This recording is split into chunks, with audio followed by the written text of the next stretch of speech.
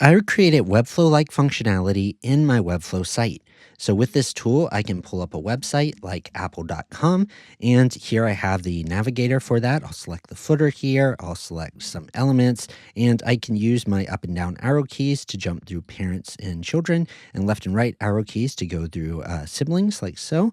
And the purpose of this tool is to create CSS animations.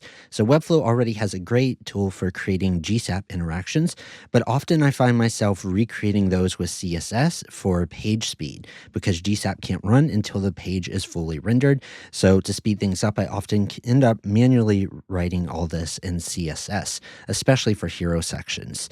Now, I've always wanted a tool where I could just create those CSS animations visually, similar to how we can create the GSAP interactions in Webflow. So that's the purpose of this tool.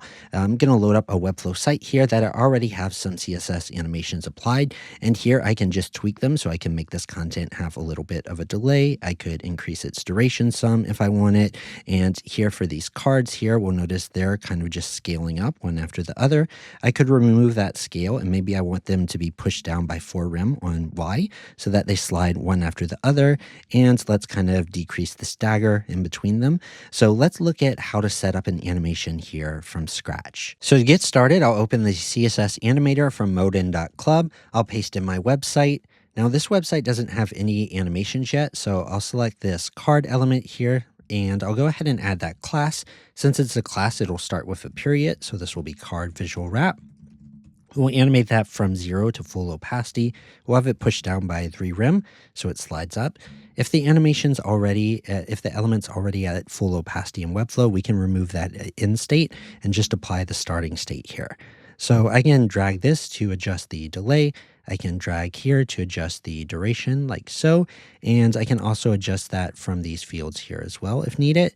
Now I want to stagger these, so I'll select the parent div that holds these items, the direct parent, and I'll apply that class here. So that's the slider list, and I'll support up to maybe 5 staggered items in this case. I'll give a delay of 0.2 seconds between each one. Let's actually increase that to 0.4. So now that we have that set, I'll go ahead and rename this CSS animation my card reveal.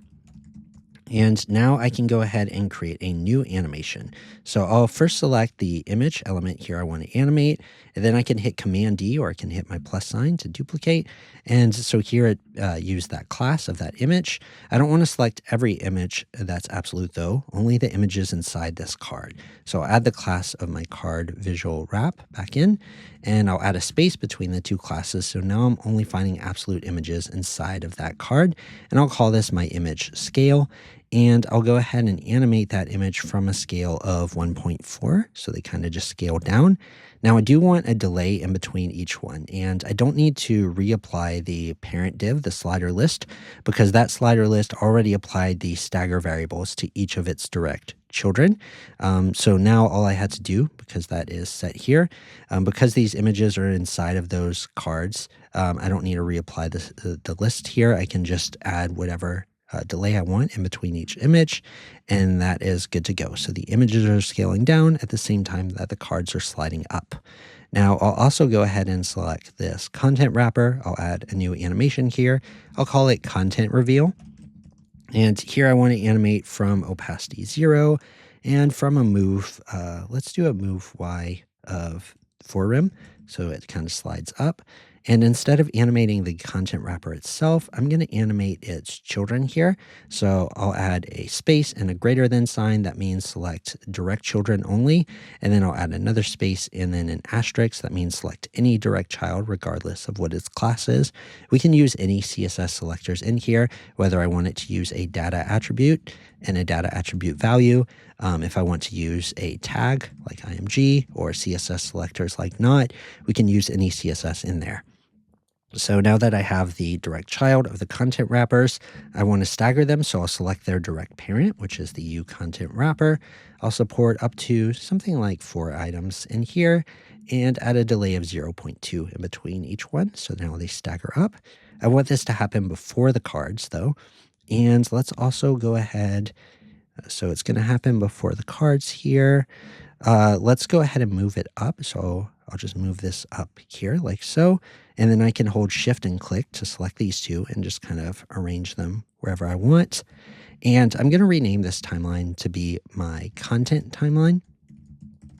And then I'll go ahead and create a new timeline and call this my hero timeline.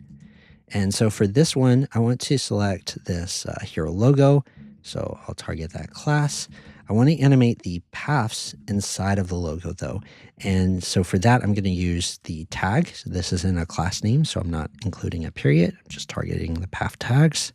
And then I want to animate them from opacity 0. Let's also kind of just push them down some. Let's go push them down by 2 rem. And then we want to stagger them. So I'll select my hero logo like so. And that's the direct parent that holds them. And then I'll support up to maybe 12 children and then a delay of 0.2 seconds.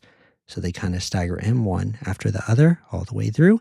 And then we can animate other things that Webflow Interactions doesn't support, things like clip path if we want it. In this case, I'm going to animate a actual variable value. So I'll animate the color here, and I'll animate that from this brand 500, which is going to be this kind of yellow color here. So it'll animate like so, and it'll animate back to white. I can also hit spacebar to play it like so if I want it. So now I'm going to animate. Let's add filter here. Let's animate from a blur of 2 rem. So we kind of just blur them, and that's looking good. Let's call this our hero logo, and we could animate other things inside of the hero here if we want as well.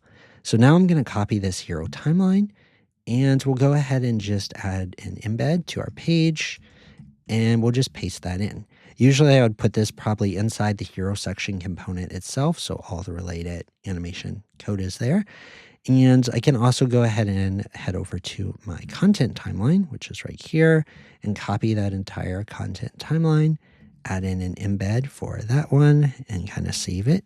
And so we have all that here. So now I'll just go ahead and publish, and now all those CSS animations are actually in my site. So the next time that I were to pull this site up, let's go ahead and add that there. We'll notice that it's going to pull in all those same animations, and I can continue tweaking them. So maybe we head to the content one, and maybe for the image scale, we actually want to animate it from kind of a much smaller scale like so. And then once I'm done, I would just copy that timeline and then open back up that content timeline and just paste in the new version and save, and then we'd be good to go there. So notice how whenever I scroll into view, it's actually playing that animation on all of these different ones. And the way that I have that set here is if you click on the scroll icon down here at the bottom, this is another resource from Modin called Retrigger CSS Animations on Scroll.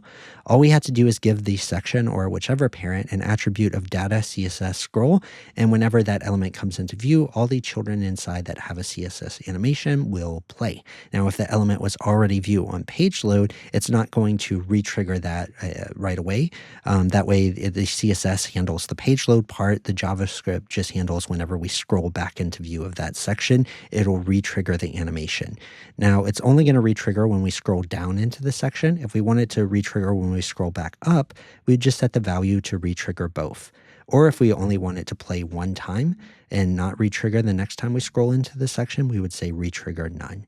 So we can just copy this code, put it in our site settings footer code, and then on each section we want to trigger an animation on, we would add that data CSS scroll attribute, or I could add it directly to individual parent like the content wrapper, so that anytime that individual content wrapper comes into view, the children inside animate.